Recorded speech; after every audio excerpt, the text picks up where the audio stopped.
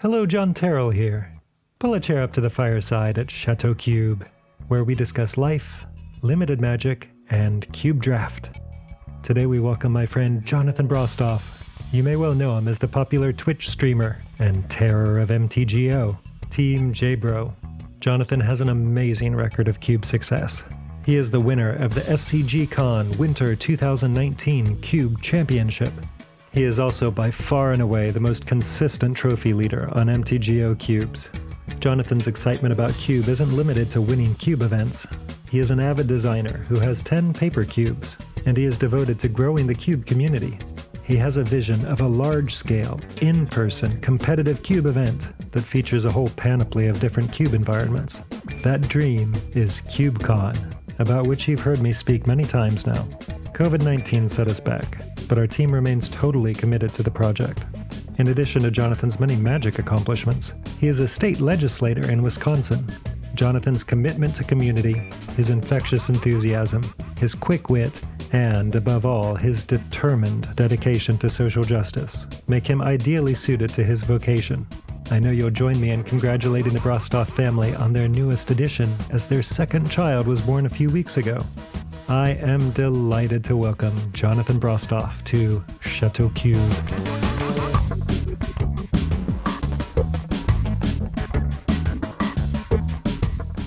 Maybe to begin with, could you talk some about your favorite kinds of cubes? What are the cubes you most enjoy playing, and are these the same as the cubes that you find the most success playing, or are those different things? Yeah, I have a couple favorite cubes that other people might be well familiar with on Modo. The Live the Dream cube was recently up, and that was absolutely spectacular. That was a David and David collaboration, and that one was just such a blast. You got to kind of bend the rules of Magic. As I understood from the creators of it, it was supposed to be kind of the feel of Commander in a cube shell. I don't actually really play Commander at all, but I had a total blast playing this. I absolutely killed it at that one as well. It was so, to your other point, yeah, I did very, very well. I didn't get to play it very much myself, although I talked to the Davids a little bit about it and looked at the list and did some drafting of it. So it looked like a slower format and, designedly slower format. Like there were 2 mana dorks or something in it. And then super combo oriented and lots of gold cards. So I wonder what your experience with those kind of facets of the cube were. Are these things that you appreciate about it? Yeah, absolutely. I got to play, first of all, one of the best design aspects that I really loved was there were so many cards I had never even seen before that I got to play with that were super fun. For example, there's a 4-mana artifact, so it's 4 CMC colorless mana for artifact comes to play tapped. Each time you tap it, put a counter on it, and then add 1 mana of any color for each counter on it. Kind of like Lotus mana, so it has 3 counters. It's 3 black mana, 3 blue, or whatever. And that card was just bonkers good, especially when you have like planeswalkers that can untap permanents, or the 1/3 that can cycle for 1 in a blue, or you can tap it to untap a permanent or cycle it to untap permanent, stuff like that. That was just a ton of fun. There's so many cards I'd never got to play with before. And I think one of the strengths of cubes in general is the universe of Magic is so large and so expansive. There's so many cards. And far too often in cubes, it's easy to just fall into the same old over and over and over. Being able to expand that universe and show people cards that they haven't had the chance to play with, but that can kind of expand the universe of Magic, I think is a beautiful thing. I think this cube did a great job of it. It was a little slower, so you actually really got to play with the cards. Another kind of commonality among cubes to keep, and I know this is one of your areas of expertise, is the fun police, is having enough dedicated slots to the mono red deck where you can kind of keep all that stuff in check. Although this cube's design was kind of the opposite. It's like instead of like, I guess I would analogize it to this. It's like you have, the Olympics or some sporting event where they're randomly testing for steroids to keep everyone in check. And that's like maybe a bad analogy, but it's kind of like the fun police coming by.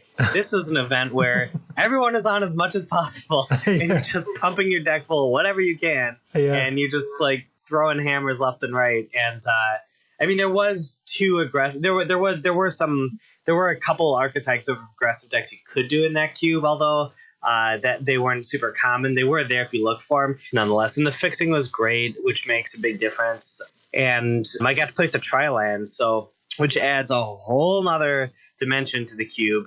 They're fetchable, unlike the other Tri-lands. The Triomes I'm talking about, they're fetchable. You can cycle them. You can bounce them and cycle them later with some stuff. You can cycle them, get them out of your graveyard, cycle them again maybe. Like there's just a space there that's pretty cool. And then I was excited to play with them for the first time.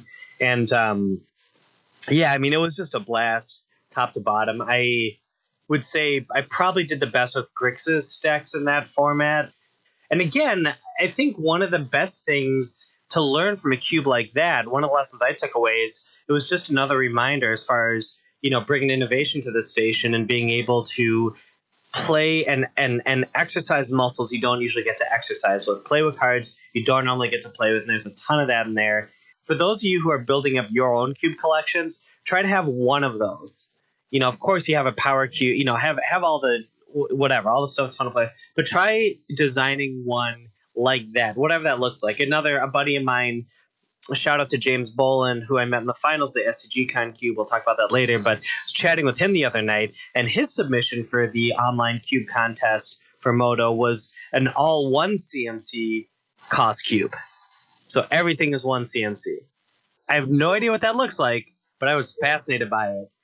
Yeah, so that was a Live the Dream cube, and it was just a blast, and I dominated that one. I averaged 4.5 trophies a day by the end of the 6 days I played it.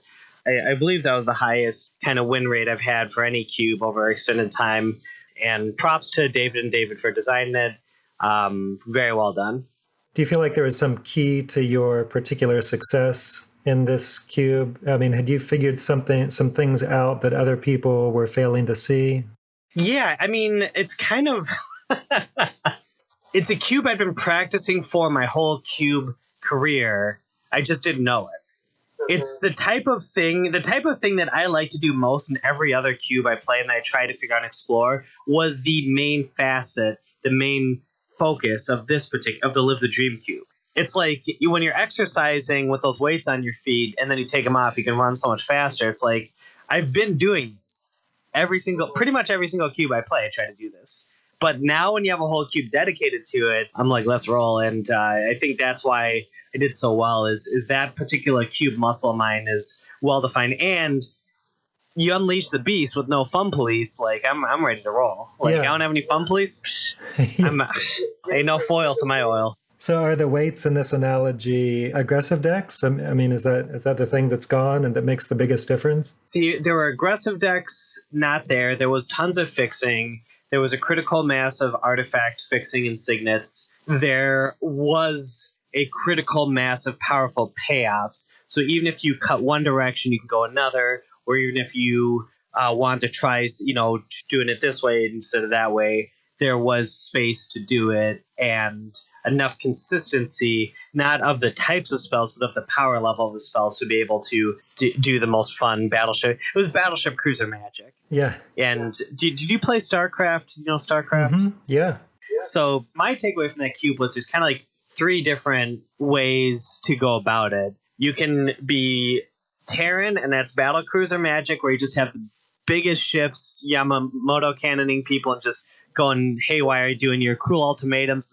Like I've cruel ultimated multiple times. There was an 8-mana spell that lets you look at the top 10 cards or 8 cards, whatever your library, and play a bunch of them. There was a spell that lets you take one of their permanents and take another turn in a row. There's all this like ludicrous battlecruiser type magic. Battlecruisers are a really powerful thing. You got these big ships flying around, blasting people and flying off.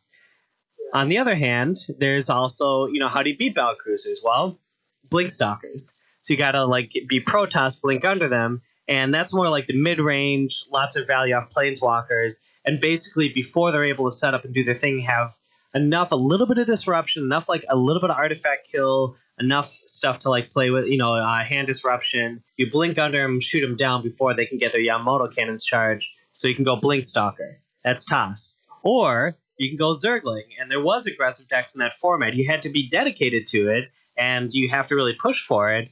But there certainly were aggressive decks you could build, and I actually played a couple of them, just basically getting it in and then burning them out at the end. So you're kind of rushing the base. But, to me, it felt really like battle cruisers were my favorite. It was the funnest to do. But you did have kind of three different routes to go in that one. And for all my StarCraft people out there, I'm talking about. You got the Toss and Zerg, the Terran, you got Yamamoto cannons, shooting left and right, whatever. So, let's go, Craig, let's go. Yeah, I played StarCraft, the original StarCraft. I never played SC2. I didn't play it seriously, but my friends and I would play it in, high school. I always played Protoss, but I'd play Battlecruiser Magic Protoss, and then I would, I'd go for the carriers and then like upgrade to the 8 little, what are they, interceptors or something? Yeah, those little guys that shoot out of there, yeah. Well, and again, I think that's really fun, and especially in Magic, being able to just do the silliest, most ridiculous, biggest things and just smash these big, bots up against each other. And my takeaway from it as well was the two most powerful cards both happen to be white. Oh, yeah. And they both happen to be the same casting cost. Palace Jailer. Palace Jailer is one. I think that was the most powerful one. Yeah. What's the second one? It's also 2 white. Oh, I don't know. I'd have to look at the list, I guess. Like Elspeth or something? Who else was... I don't know what It else is was like in Elspeth. Okay. It is like Elspeth, but it's a different Planeswalker. It makes a 4/4 Vigilant Angel for -3. Oh, Sarah. And then, yeah, Sarah's, whatever. Sarah Benevolent? Yeah. Yeah. Oh, she's great. Yeah, she is. And I think, especially in a format with signets, which really puts it over the top, I think those two were by far the most powerful cards. And it's interesting because white is rarely thought of in that fashion to have those powerful cards in a cube. And the deck that I had the most success with was actually Grixis.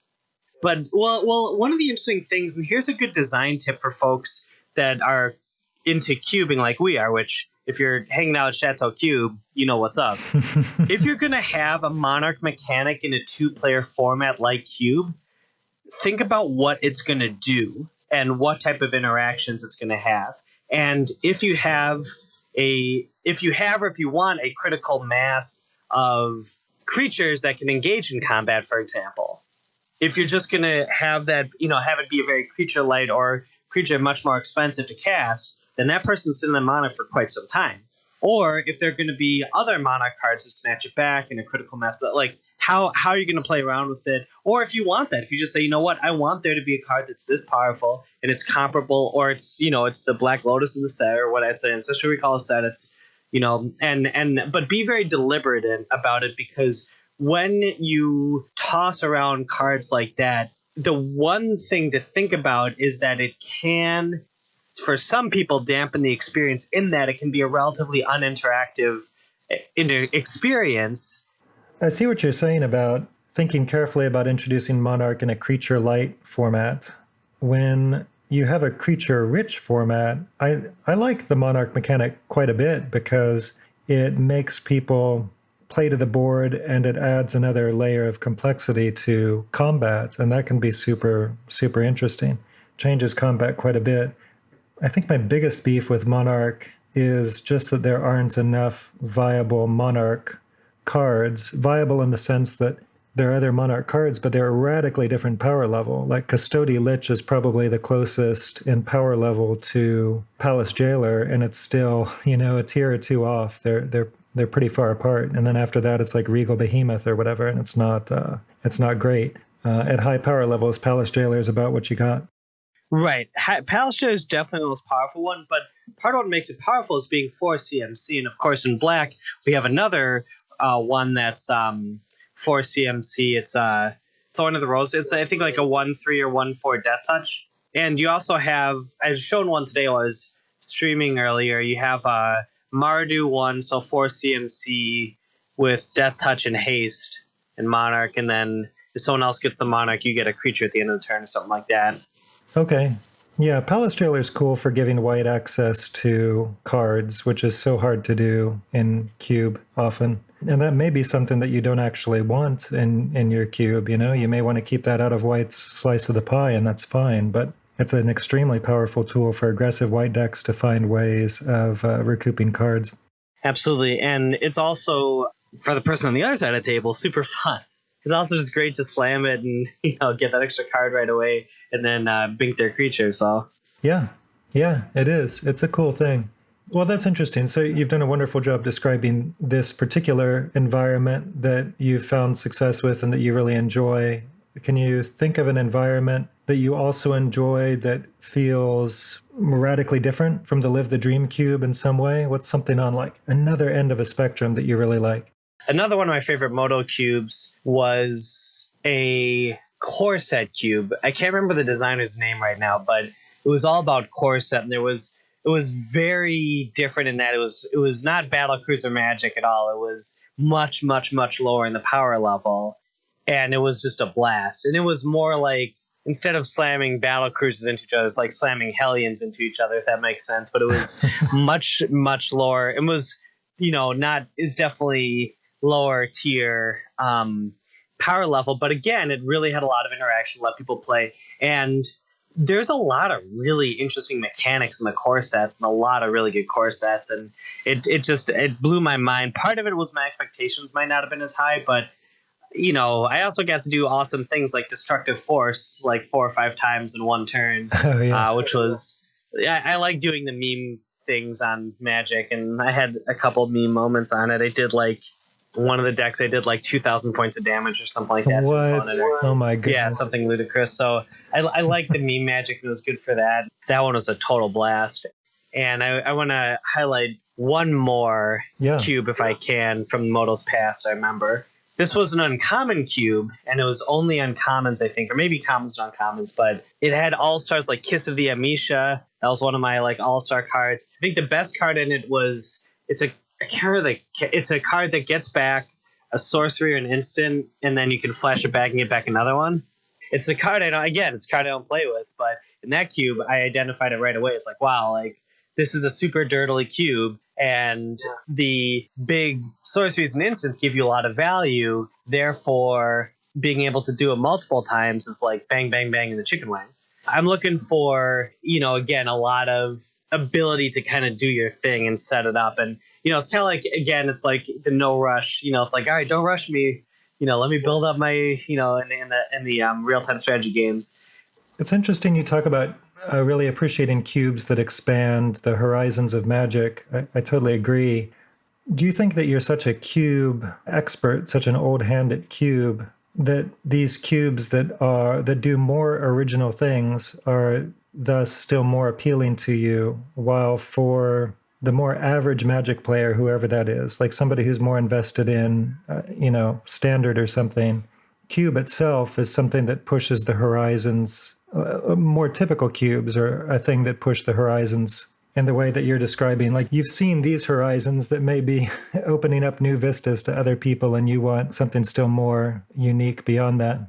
I think there's definitely some truth to that. And I will describe the first cube experience I ever had as best my memory can recall. But this was with my friend Tom Carroll, who took me over, who's now actually moved out of town. But for many years, he's in Milwaukee, and he has this great house and would host these cube drafts and was kind of build this community cube for all of us. And really, and he was my introduction to it. So shout out to Tom. I would not be cubing without him. The first cube he invited me to, I just knocked out of the park, and I was hooked from the jump because I got, it was a powered cube, but I got Time Walk.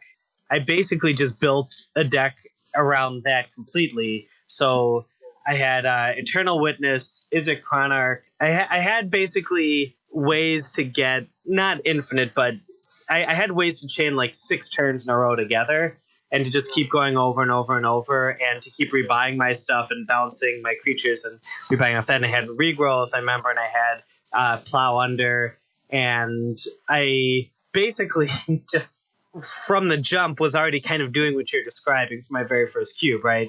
Because most people would be like, all right, cool. It's like time, or not, I don't know, most people, but I think it wouldn't be uncommon to think of being, of having a much more straightforward strategy. But, just the way my mind works on Magic, I'm just like, all right, let me let me just really push. Let me see what we can do here. And I'm going to emphasize this aspect of it and see what we can do around that. And, so from jump, I was kind of like of that mindset. And that's just kind of how my mind, these cubes, and I actually think it's part of how I've been able to be quite successful at cubing. People concede before, because it's obvious that you just, that you could just win. But were you pissed? Were you like, let me do my thing. Let me do my 6 time walks, damn it. Yeah, absolutely. I think Kurt let me do it. Let me play it out. I think he was there. But and that's the thing too. It's like I knew right away, well, if I do this type of strategy, if I take this regrowth really early, I can use my time walk right away. Because a lot of times with time walk, that's a consideration. When am I going to bust my time walk out? I'm going to get one shot this. I better double up on my planeswalker abilities or get a good attack out of it or whatever. But if you can regrow it, let me do that. Then you're just like, okay, so I'll play time walk. I'll get an extra land. Go up to 4 lands now. Okay. Now regrow, play it again. 5 lands, now regrow both of them. The next turn, time walk again. Is a Chrono, like da-da-da-da-da. And it allows for stuff like that where normally you don't think of time walk in that manner, or any of the cards, right? Or plow under, whatever. Yeah, just to say a time walk can be an explore. People get super excited about time walk, but it doesn't always do everything that people hope and dream. So that's great if you can use it as an explore and not feel bad about it because you're about to rebuy it and do it all over again. Or sometimes you just need one explore and you don't have a rebuy. Yeah. And it's the right play to do, and that's okay too. Yeah, and you should totally do it, right? Being able to be okay with plays like that is huge as well. Mm-hmm. Just say, what? Really that's okay. Yeah, right. Or it's turn 3, you really need to hit another land drop. You didn't hit it, you just time walk and, hope to find that next land. Yep, got to be okay with it. Yeah, I'd love to talk about Scg Khan. So you were, of course, the champion of Scg Khan Winter 2019. Defeated the likes of Zach Hill, and he was your partner in the finals, right? Was that, or was he? I was James Bolin, I think, was in the finals. He was the round before that. Okay. Although I have to say his deck was amazing. Yeah, he had some kind of aristocrats type deck, I think, right? But that was Zach's. Bolin's deck had the aristocrats. Okay, I've got it all wrong. Sorry. No, that's okay. No, Hill's deck was amazing. His deck was amazing. The videos I think are online somewhere on the SCG, so you can look it up. But yeah. Well, Zach's deck was incredible. It was a really good deck for that format. He really studied it and made some good calls on testing as far as like having exactly the type of having a deck well tuned to that particular format. I think I would rate it an A to A+ deck. Oh, yeah. Yeah, that was super fun. I watched that whole top 8 and thoroughly enjoyed it. Was rooting for you to go crush the thing. To even get to the top 8, you had to, of course, qualify via one of the Pauper Cube events, right? Yep, and then you had to do one of those, and then you just qualify for the top 8 of that and win that. Right. So you had some hoops to jump through, and these were hoops for which you did an immense amount of preparation. I remember you laying out these cubes on the table, and you were like walking around with your camera and showing me, how you'd organized all these things.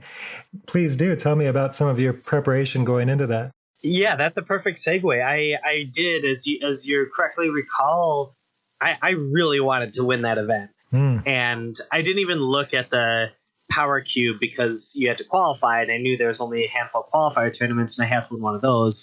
And so I spent about a week where I did about, I would say, at least an hour every day looking. I laid out before that, I had a couple friends, and shout out to the Milwaukee Crews, a great Magic scene here, and a lot of supporters like, my guy Arthur Edmond and many others who would come over, and they drafted the cube with me. I wanted to get the taste of it. So I did 2 drafts of it beforehand. And I laid out a system where I did all the removal for each color, all the card advantage for each color, all the CMC. And I determined that by far and away, blue and black, with red in a distant third, were hands above the rest in those categories. And in a cube like that, that's where I wanted to be at. I wanted that removal, the card advantage. And in my estimation, the best card in the format was the 2/1 flyer for 2 and a blue that draws a card when it comes into play. Oh, hell yeah. The Cloud Conceer. I mean, that's such a good card for sure. Yeah, Cloud Conceer. That was, again, you have card advantage, you have evasion, you have a 2-power creature, all for the low price of, 3 mana. So, and there was Thorn of the Rose, of course, and just like how the mana cost played out, like 1 drops up to 3, where everything looked like spread out at a table like that and being able to see and analyze in that fashion, I think it was very helpful to me. I did a lot of prep work. I did, for a whole week, I was just going over in my mind, thinking about, even when I wasn't directly looking at it, when I go to bed at night, I was thinking like interactions, what turns can look like, if they're on the play, if I'm on the play, how I want it to turn out, what it's like versus these colors versus those colors, and just kind of thinking through the different iterations of it and what I wanted to be doing. That was incredibly helpful. And I would highly recommend doing that sort of prep if there's ever a tournament like this again. Yeah, that's such good advice and a good reminder to people that Cube, and I think we know this of Magic generally, but people may think of Cube less this way because Cube is so often this fun thing that we do where the stakes are typically really quite low for most people. But Cube isn't something that one's successful at just through mere luck or even through mere sort of repetition. You've got this hugely long experience and this long resume of amazing results on Moto and so on, and yet here you are laying out a cube on a table and practicing with your friends and thinking about it as you're going to bed and so on, right? So you still put an enormous amount of legwork into this cube and found success as a result. Yeah, and you're right. I mean, like Magic in general, without the preparation, it's hard to get to your destination. And why not? And also, by the way, the preparation's super fun. Mm-hmm. I love Magic. I love thinking about Magic. I love playing out the games in my mind. And I love being able to go through the different iterations to think about this color interaction versus that color interaction and like what turn 2 looks like, turn 3 on the play, on the draw, da. It's super fun.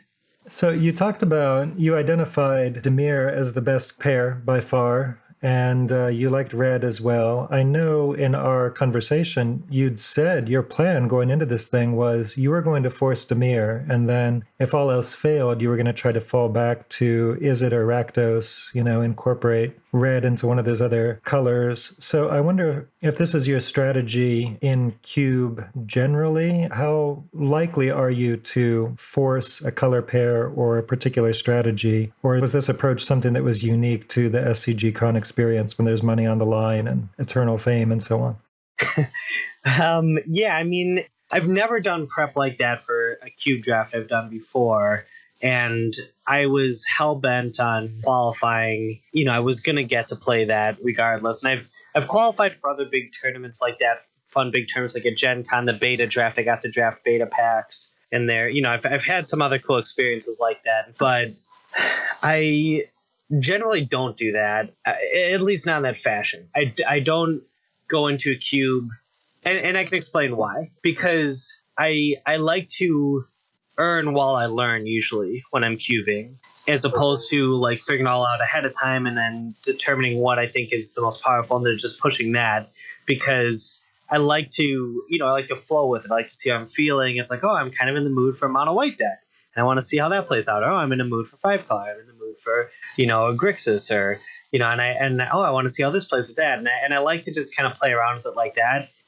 Another part of the big success I have with cubes, I have a blast doing it. And I think if you're having fun playing Magic, you're going to be better at Magic. You're more relaxed. Right. It's the losses don't sting as much, and the wins, are super fun. So to answer your question directly, yes, that was pretty unique to the Scg Khan experience.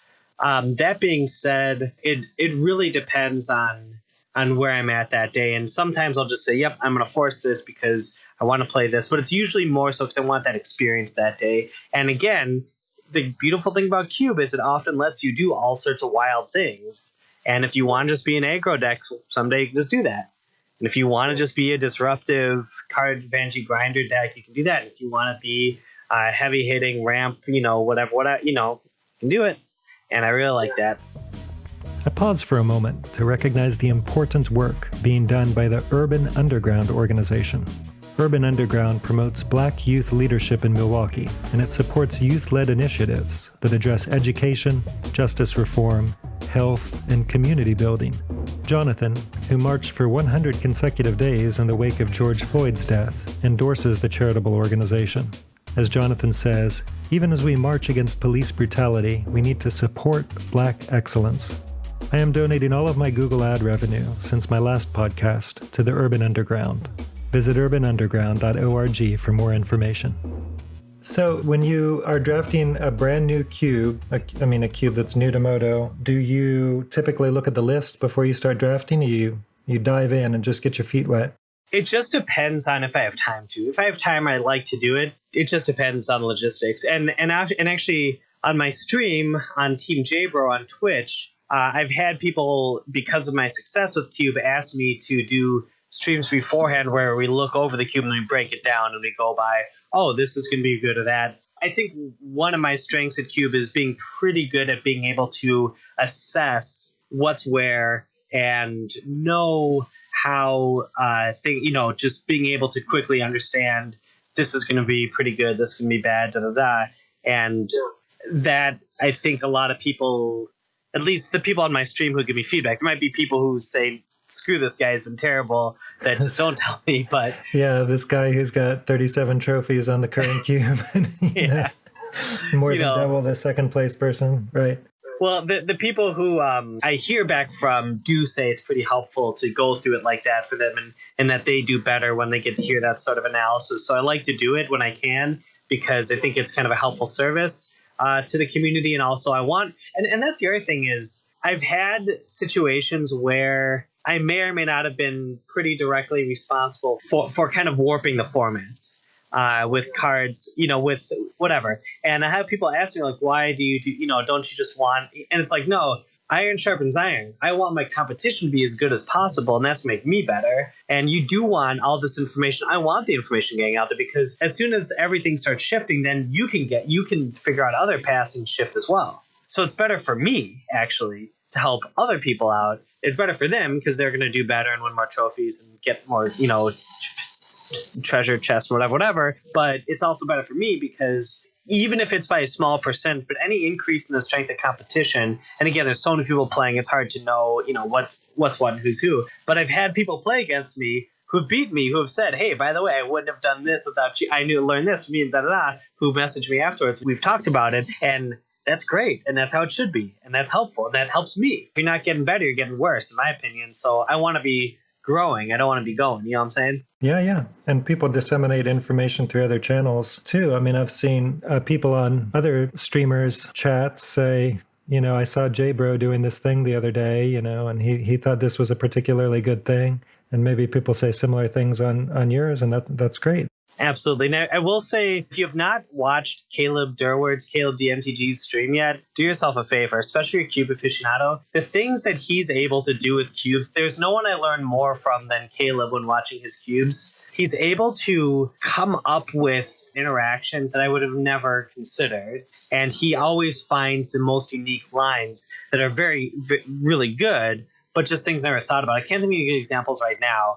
He's also wildly entertaining, a master at his craft, just for streaming in general. But Cube in particular, he's amazing to watch, and I would highly, highly recommend. And there's no one I learn more from than him. And I try to watch other channels and try to ask questions and learn from other people with cubing, because that's how I get better, and I want to get better, and I want to be the best. But Caleb's is amazing. On the subject of how you evaluate cubes, you've talked about your approach to the Scg Khan cube. When you open one of these lists for a cube that you haven't yet touched on Moto, what leaps out to you? What are some of the first things that you're looking for?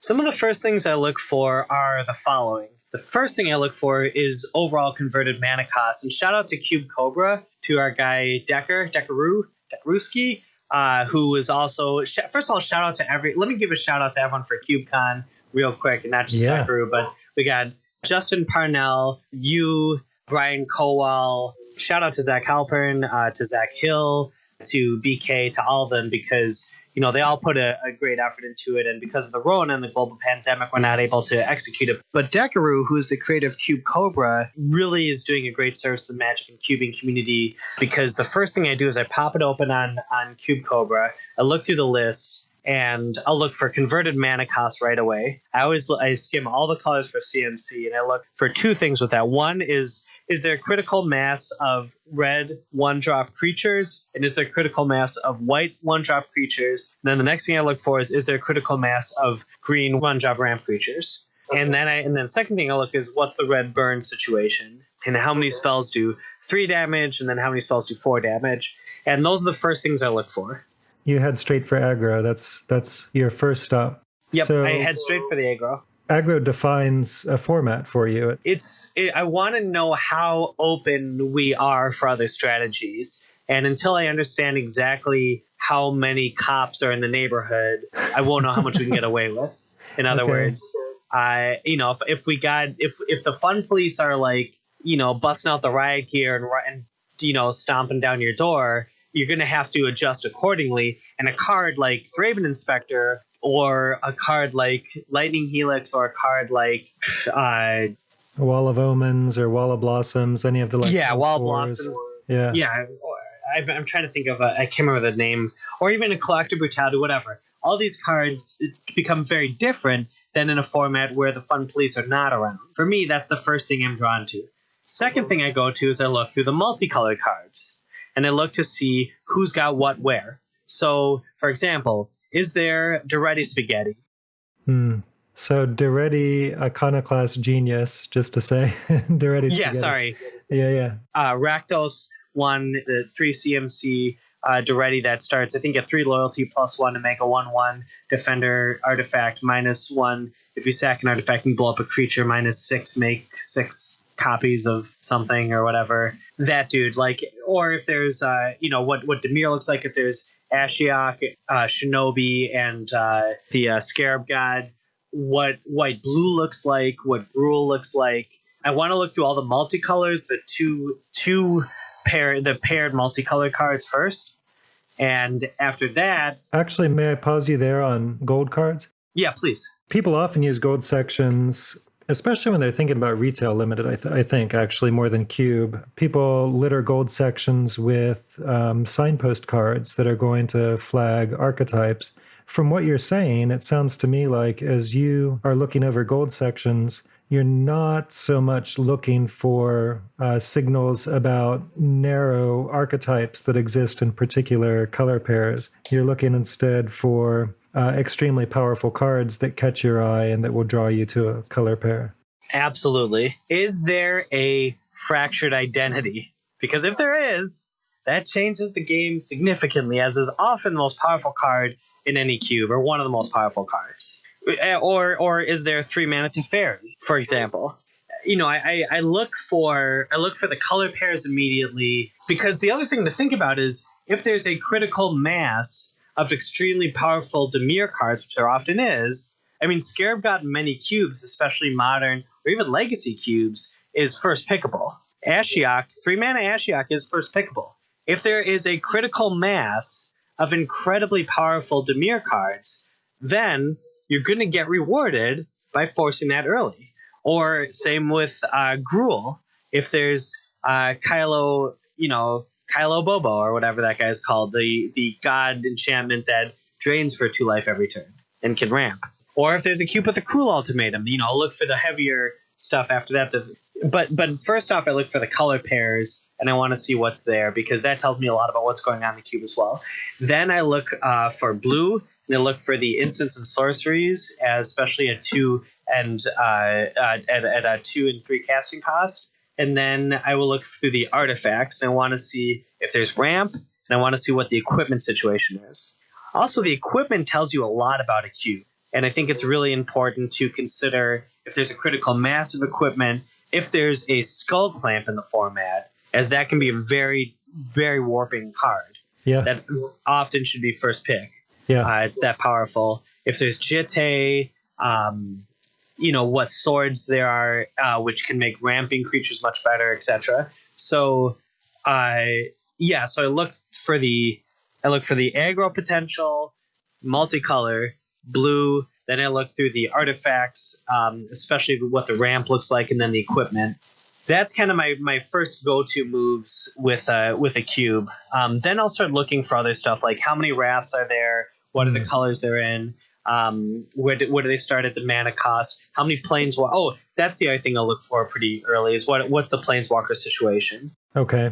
Oftentimes in cubes, you can just get dominated by they're just going to incrementally generate so much value as long as you protect them for a couple turns that it's just you're just going to so therefore I want to see what the planeswalker situation looks like, and specifically I'm looking for what 3 CMC planeswalkers there are. For example, the blue one that makes a 4/4 creature, or the Lilianas, either the 3 mana Lilianas or the 3 mana Gideon. There's or 2 now. There's the new one, a newish one. There's Blackblade. yeah. He's pretty good too. But Yep. Yeah, Mu Yanling Skydancer. That's right. That's the blue one. Yeah, she's real good. She's quietly good. I've been calling her a 3 mana air elemental with suspend 1. I mean, she's not exactly that, but if she's not answered in a turn, then she gives you that air elemental. Well, and she's got a relevant ultimate with the islands, and being able to bink your opponent's creatures is relevant as well. Yeah, her plus defends herself quite well. -2, -0, and loses flying on 1 target creature. She's good.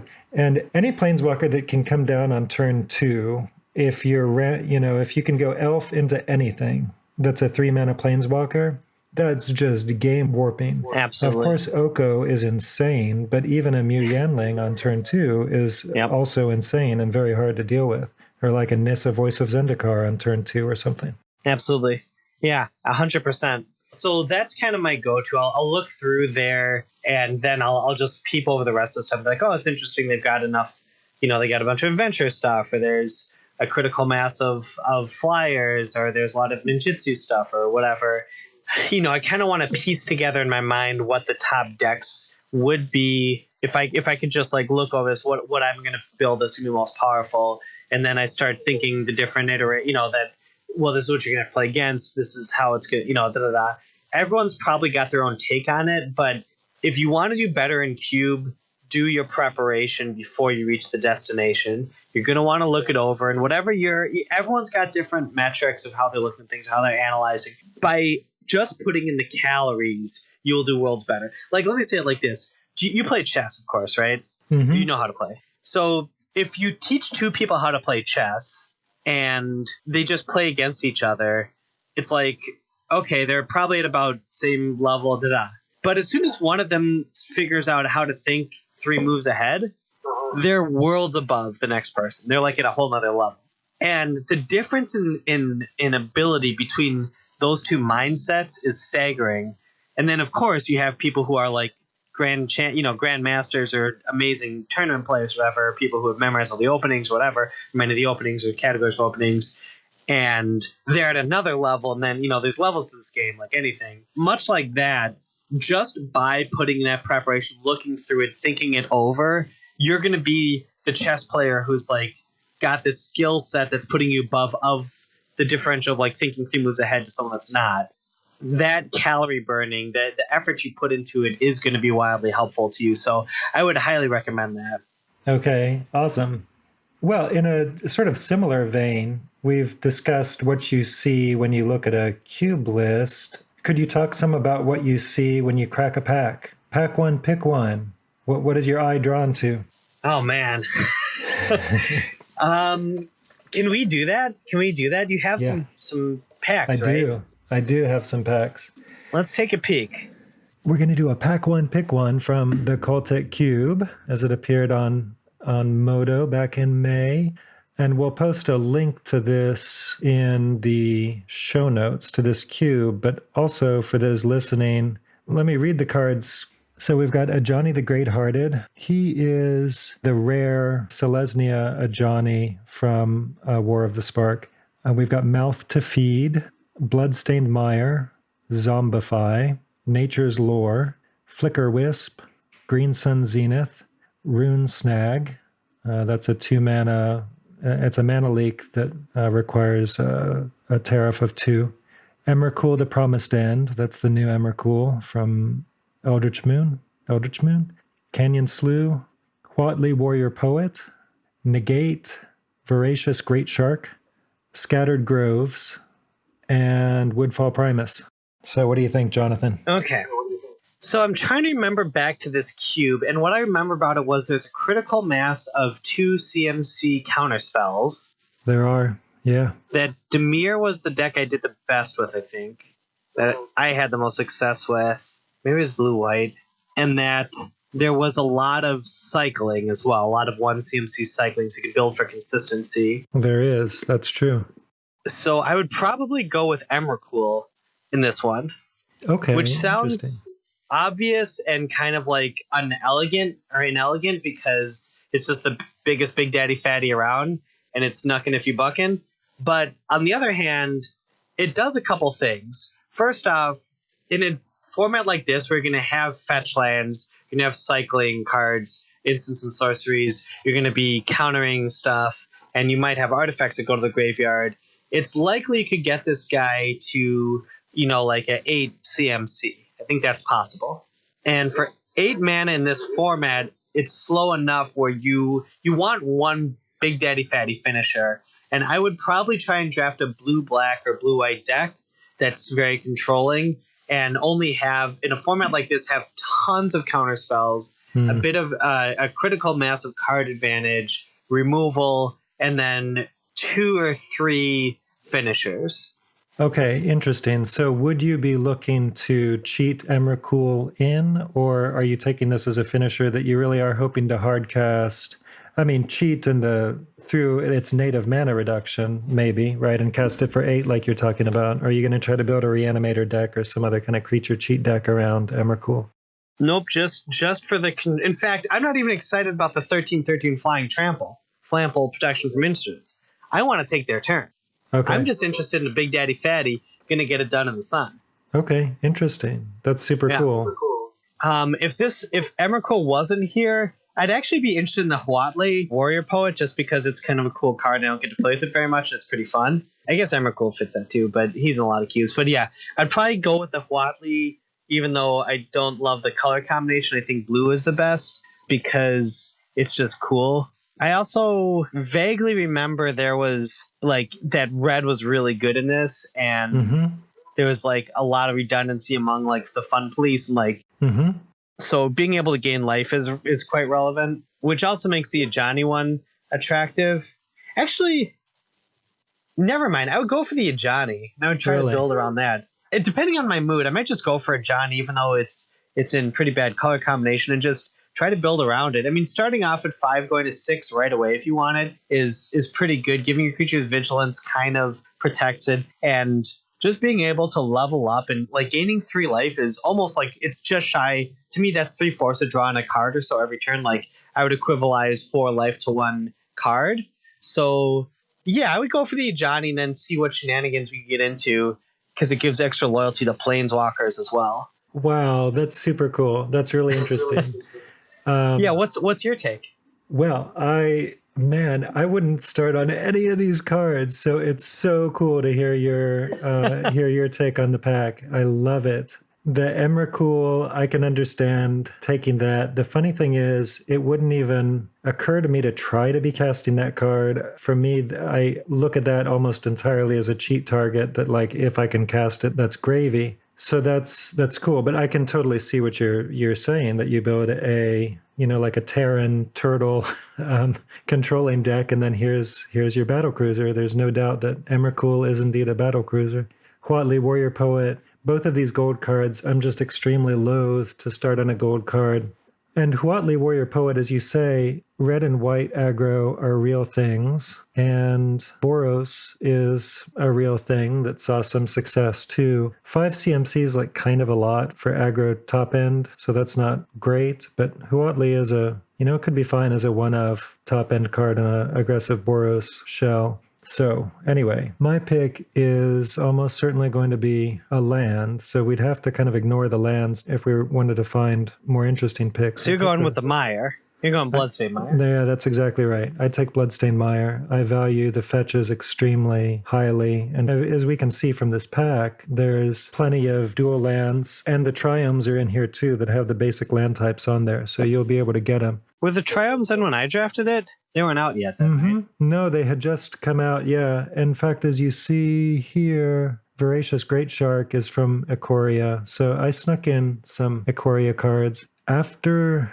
that, this pack I think just isn't great. So for me, it's probably either Rune Snag or Nature's Lore. I like one of these 2 mana kind of bread and butter pieces. Also, Green Sun Zenith is just excellent, and I've got so many mana dorks in the cube that I can be pretty confident I'm going to pick up a mana dork later, and Green Sun Zenith has application beyond just finding mana dorks. Well, very good. Yeah. Nature's Lore makes my heart sad, but that's just me. It's in this cube, I just remember a 2-mana green ram spell just being like, oh, come on. Yeah. No, yeah, that's true. That's totally fair. I vaguely remember this cube just being a step too fast. Yeah, that makes sense. I can because it totally only see gets that. forest, right? It does, but it comes into play untapped, and it will pick up that's like true. Scattered Groves or whatever. You know, it can pick the duels. So. Oh yeah, touche. I mean, it is 2 mana ramp isn't great, but then also, so a 1 mana accelerant like a Llanowar Elf is clearly much better for being 1 mana, but also it's eminently boltable, and there's tons of inexpensive interaction. Really, what I'm looking for a 1 mana ramp spell is something like, I want an enchantment based one. Are the best of these like Utopia Sprawl or Wild Growth? Yeah. Yeah, all right, so Nature's Lore. What about Flicker Wisp? It's an interesting one, too. It's not a pack one, pick one, but how good was that in this cube? I think Flicker Wisp is a fine card as an evasive beater that also does some things. For me, like there's no blink deck, right? So that's right. Flicker Wisp isn't doing anything super cute. Okay. But if you're in white aggro, then Flicker Wisp is just fine. Yeah. And it maybe has some additional utility, but mainly it's a 3-power flyer for 3, Gets rid of a blocker for a turn. That's relevant. It's an elephant. Yeah. All right, I'm picking through these and I'm remembering now this cube. Yeah. Oh my gosh. So aggressive. Yeah, but you said you personally had the best results with a controlling shell. It sounds like that's super interesting. Yeah. The Azorius deck did quite well too. So the best deck was red for sure. And then I think the second best deck was mono white, but then the third best deck was blue white, given our overall results. Yeah, blue white was good, and there's also like 2 of the 3 CMC planeswalkers, right? 2 of the 3 CMC white planeswalkers, 2 Gideons, I think. Yeah, that's right. There was Black Blade and Gideon of the Trials. Yeah, both of them were in there, and then there were some 4 mana ones, including Gideon Ally of Zendikar and Sarah Benevolent, and those are both. Oh, and Elspeth Sun's Nemesis. Yes. That card still isn't getting enough respect, I don't think, in the Cube community, but that card. Oh man, love that card. Yeah. It does so much and asks so little. Mm-hmm. Yeah, I think people are wary of this thing that just downticks and downticks, but it's so much value and you can buy her back. It's amazing. As soon as it downticks, you get to uptick it again for 6 mana. So the quicker you downtick it, the quicker you get to uptick it. Yeah, right. That's true. All right, let's look at Dekaru's cube. Yeah. So I'll read these off. We've got Search for Tomorrow, Custodial Lich, Thran Dynamo, which is the 4 mana 3. Custodial Lich is the 4 mana 4/2 that you become the monarch whenever you're the monarch, they sack a creature. Everyone knows Thran Dynamo. We've got Sylvan Advocate, the 2 mana 2/3 vigilance. It gets bigger if you got more lands. Acidic Slime. Nyx Lotus, 4 mana, comes to play tapped, artifact. Choose a color, tap it, choose a color, add the amount of mana equal to your devotion of that. Okay. Mimic Vault, Whip of Erebos. I whip my air back and forth, one of my favorites. Court of Calling, Brain Maggot, Experimental Frenzy, Blade Splicer, Brineborn Cutthroat, the M20 Flash. If you cast a spell during your opponent's turn, put a counter on that card. Interesting. Another 2 mana 2/1 from blue. Watcher for Tomorrow, one of my all-time faves. I like that card a lot, yeah. Mm-hmm. And Llanowar Elf. Okay. Well, I'm taking Custodial Lich and slamming it. I don't remember this cube as well either, what I did with it. I topped both of the cubes and trophies. Yeah, you did. But I don't remember this one. But Custodial Lich's power level is just off the charts compared to any other card in this pack. It's by far the best card. If it was not in here, I'd probably take Watcher of Tomorrow. And again, remember, Watcher of Tomorrow I do think there's a blink deck in this format, and Watcher There Tomorrow is. is not when it dies, it's when it leaves a battlefield. Right. So that card is buck wild. Yeah. And it's only 2 mana. You get an impulse that you can basically like bounce or unearth or blink or, whatever, like over and over, or that trades with something like fantastic. I'm taking Custody Lich. If it's not there, I'm taking probably Watcher for Tomorrow or Whip of Erebos. How about you? I think you make a strong case for Watcher for Tomorrow, and I love that card as well. My only sadness with the card, and it's hard to complain about it, is that it enters tapped. So it's, much worse than it might otherwise be against aggro. True. But, whatever. It untaps and then it still blocks and does the whole thing. And like you say, blink. That makes sense. That's great. Llanowar Elves is probably my next pick. And if I remember correctly, Gwen constrains the number of elves. So this is a higher priority pick than it might otherwise be. But still, I take 1 mana acceleration very highly. Mm-hmm. And we've got 2 1-mana accelerants here as well. The Search for Tomorrow? Yeah. I mean, that's true. I don't know. Search annoys me. Do you like Search for Tomorrow?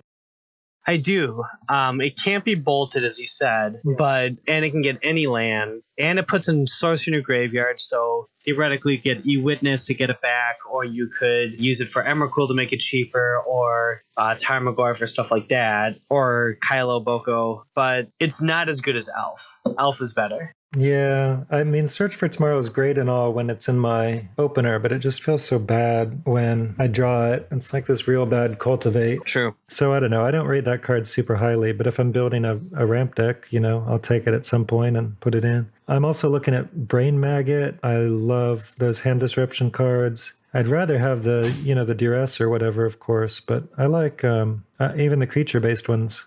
I like quite a bit as well. Mimic Vad is way too cute for me. I think that, it's an awesome card when it works, but I'm just afraid of it being a real mess. Whip of Erebos is a fun card for sure, and that's a great build around, pack one, pick one that, and go for it. That sounds like a fun time. Yeah, this was a really fun cube, and it got a lot of good feedback as well. Again, like these are 2 of the cubes that are going to be highlighted at CubeCon when we get over this global pandemic and get to actually play IRL again. If anyone here is listening to this, you're into cubes, CubeCon is for you. Can't wait to play with you when the time comes.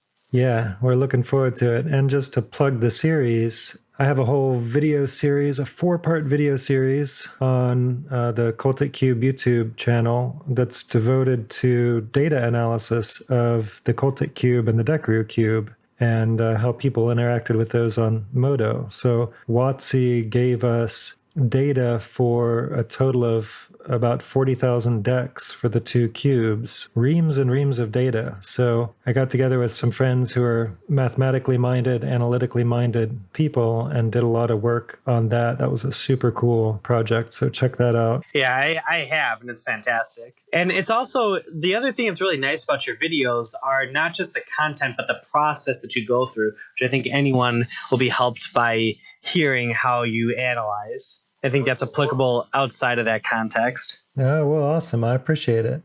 Well, what else? Is there anything else we should touch on, Jonathan, that I haven't asked you about, or things that you want to add? Yeah, there is.